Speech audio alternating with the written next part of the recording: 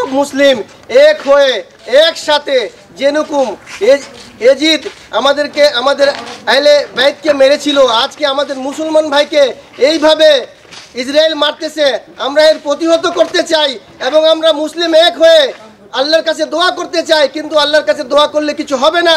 নবী করিম সাল্লাল্লাহু আলাইহি সাল্লাম যুদ্ধ করেছেন, আমাকে যুদ্ধ করা শিখিয়েছেন। নবী করিমের উপরে দোয়া আর নাই, উনি যদি দোয়া করতেন তাহলে সব কিছু হয়ে যেত, কিন্তু উনি যুদ্ধ করেছেন। আমাদেরকে এক হয়ে ওই ইহুদি নাসারার পথে যুদ্ধ করতে হবে। আল্লাহুম্মা মুনজিলাল কিতাব সারিউল হিসাব এই জামিল আহজাব আল্লাহুম্মা জিলহুম ওয়া জালজিলহুম ফি ইসরাইল ফি ইসরাইল ফি ইসরাইল। ইসরায়েলের প্রত্যেকটা পণ্য সরকারিভাবে বয়কট করতে হবে। Boycott Israel, boycott Israel, boycott Israel, boycott Israel.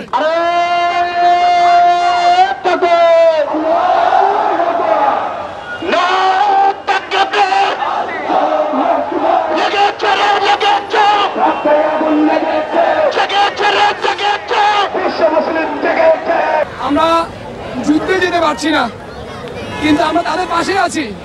আমরা যদি পারতাম আমরা তাদের সাথে শরীক হতাম যুদ্ধে, অন্তত পক্ষে বলতে পারতাম যে আমরা তাদের সাথে আছি। এই সমাবেশটির মূল কারণ হচ্ছে যে না, আমরা বলতে চাচ্ছি যে আমরা তাদের সাথে আছি। গাজাবাসীদের পক্ষে আমরা আছি, ফিলিস্তিনবাসীদের পক্ষে আছি। এই আরবের যে সকল কুলাঙ্গারগুলো আছে তাদের মুখে থু মারি,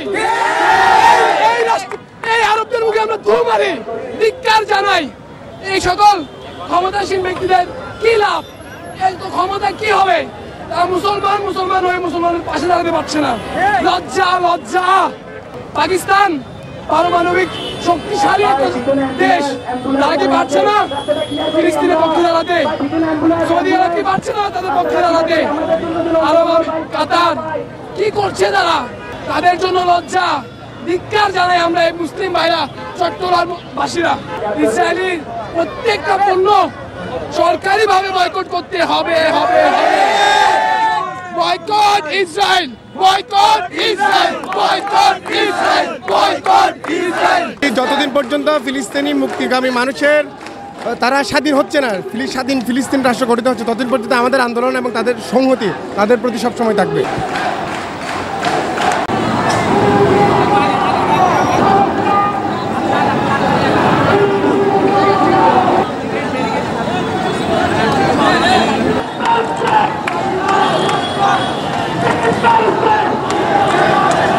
আসলে একটা মেসেজ বিশ্ববাসীকে দেখাতে চাই যে বাংলাদেশ কিন্তু এখনো আছে, বাংলাদেশ কিন্তু এখনো ফিলিস্তিনের পাশে আছে।